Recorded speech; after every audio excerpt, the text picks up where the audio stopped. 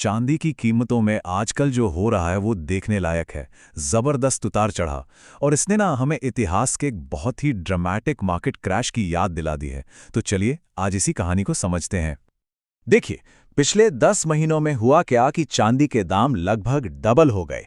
लेकिन सिर्फ पिछले एक हफ्ते में कीमत 1,78,000 रुपए प्रति किलो के अपने पीक से सीधे 1,52,000 रुपए पर आ गिरी।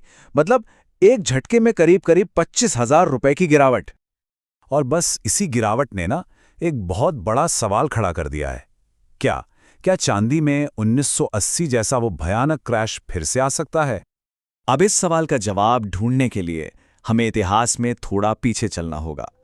हमें समझनी होगी हंट ब्रदर्स की वो कमाल की कहानी, जिन्होंने पूरी दुनिया के चांदी के बाजार पर कब्जा करने की कोशिश की थी। ये कहानी है दो भाइयों की, निल्सन बंकर हंट और विलियम हर्बर्ट हंट। अब ये कोई आम लोग नहीं थे, एक बहुत अमीर परिवार से थे और इन्होंने एक बहुत बहुत बड़ा दांव खेला। हुआ ये कि 1970s में डॉलर कमजोर हो रहा था, तो इन्होंने सोचा चलो चांदी में पैसा लगाते हैं, और बस यहीं से सारा खेल शुरू हुआ। सोचिए जरा, जब 70s की शुरुआत में हंट ब्रदर्स ने चांदी खरीदना शुरू किया था तो कीमत क्या थी? सिर्फ $2 प्रति आउंस। उन्होंने 100 मिलियन आउंस से भी ज्यादा चांदी जमा कर ली। और मजे की बात, वो कैश नहीं ले रहे थे, वो कह रहे थे हमें चांदी दो, फिजिकल डिलीवरी चाहिए। इसका नतीजा क्या हुआ? अरे जबरदस्त। 1980 आते आते कीमत पहुंच गई करीब $50 प्रति आउंस पर। मतलब 700% से भी ज्यादा का उछाल। अनबिलीवेबल। हंट ब्रदर्स का प्लान तो एकदम परफेक्ट चल रहा था, सब कुछ उनके हिसाब से हो रहा था। लेकिन फिर कहानी में एक ट्विस्ट आया। कमोडिटी एक्सचेंज, जिसे कॉमेक्स कहते हैं, उसने पूरा खेल ही पलट दिया। 7 जनवरी 1980 को उन्होंने एक नया नियम लागू किया, सिल्वर रूल 7। और इस एक नियम ने मार्जिन पर, यानी उधार लेकर चांदी खरीदना बहुत मुश्किल बना दिया। और बस यहीं से ताश के पत्तों की तरह सब कुछ बिखरने लगा। 27 मार्च 1980। ये वो तारीख थी जब हंट ब्रदर्स एक मार्जिन कॉल मिस कर गए। अब सवाल यह है कि भई ये मार्जिन कॉल होता क्या है? देखिए, मार्जिन कॉल को आसान भाषा में समझते हैं। मान लीजिए आपने उधार लेकर कोई चीज़ खरीदी है और उसकी कीमत गिरने लगती है, तो आपका ब्रोकर आपको फ़ोन करेगा और कहेगा जनाब आपका नुकसान बढ़ रहा है और पैसे जमा कीजिए वरना गड़बड़ हो जाएगी। बस यही है मार्जिन कॉल। और अगर आप पैसे नहीं दे पाए तो ब्रोकर आपकी चीज़ों को ज़बरदस्ती बेच देगा अपना पैसा वसूलने के लिए। और हंट ब्रदर्स के साथ एग्जैक्टली यही हुआ। नए नियम आए, कीमतें धड़ाम से नीचे गिरने लगीं।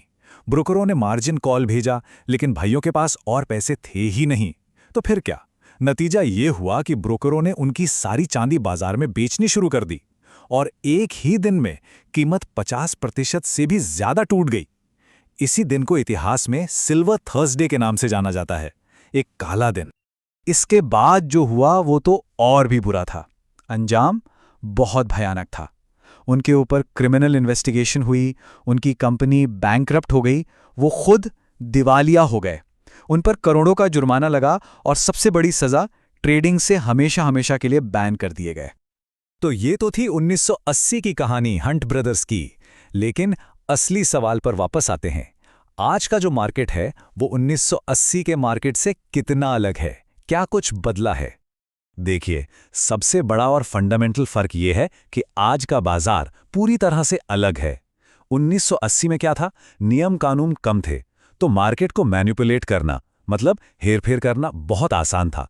लेकिन आज मजबूत सेफगार्ड्स हैं, ज्यादा निगरानी है। और सबसे बड़ी बात, आज का बाजार स्पेक्युलेटर्स यानी सट्टेबाजों पर नहीं, बल्कि मजबूत इंडस्ट्रियल डिमांड पर चलता है। और ये इंडस्ट्रियल डिमांड आती कहां से है? 1980 की तरह नहीं, जहां सिर्फ सट्टेबाजी थी।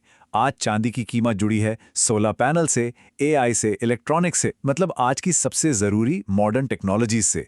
और ये चीजें चांदी को एक स्टेबल डिमांड देती हैं, जो उस समय तो थी ही नहीं। तो आज जो कीमतें बढ़ रही हैं उसके पीछे एनालिस्ट 3 बड़े कारण बताते हैं। पहला, भारत जैसे देशों में जबरदस्त फेस्टिव डिमांड। दूसरा, जो हमने अभी बात की, सोलर और एआई इंडस्ट्रीज से लगातार बढ़ती हुई इंडस्ट्रियल डिमांड। और तीसरा, सप्लाई की कमी। माइनिंग में कई तरह की रुकावटें हैं जिससे सप्लाई चेन पर असर पड़ रहा है। तो ठीक है, हमने तब की कहानी भी समझ ली और आज के हालात भी देख लिए। तो अब अपने मेन सवाल पर वापस आते हैं। आगे क्या होने वाला है? एक बड़ा क्रैश या सिर्फ एक छोटा मोटा करेक्शन? मतलब क्या इतिहास खुद को दोहराएगा? क्या 1980 की वो कहानी आज फिर से सच हो सकती है? ज़्यादातर एक्सपर्ट्स का मानना है कि नहीं, ऐसा होने के चांस बहुत कम है। उनका कहना है कि आज जो कीमतों में उछाल है वो 1980 की तरह कोई स्पेक्यूलेटिव बबल मतलब सट्टेबाजी का बुलबुला नहीं है, बल्कि ये असली इंडस्ट्रियल डिमांड और इन्फ्लेशन से बचने की एक कोशिश की वजह से है। तो कुल मिला के बाद यह है कि कीमतों में थोड़ा बहुत सुधार मतलब एक प्राइस करेक्शन बिल्कुल हो सकता है, ये तो मार्केट का हिस्सा है। लेकिन 1980 जैसा वो बड़ा वाला क्रैश, उसका खतरा बहुत ही कम है। क्यों? क्योंकि आज मार्केट के फंडामेंटल्स मजबूत हैं और नियम कानून भी पहले से कहीं बेहतर हैं। लेकिन एक सवाल तो फिर भी बना रहता है ना कि क्या ये जो मजबूत इंडस्ट्रियल डिमांड की हम बात कर रहे हैं, ये वाकई में कीमतों को इतने ऊपर बनाए रखेगी, या फिर ये भी एक टेम्पररी बबल ही है जो बस सही मौके का इंतजार कर रहा है फूटने के लिए? सोचने वाली बात है, जरूर सोचिएगा।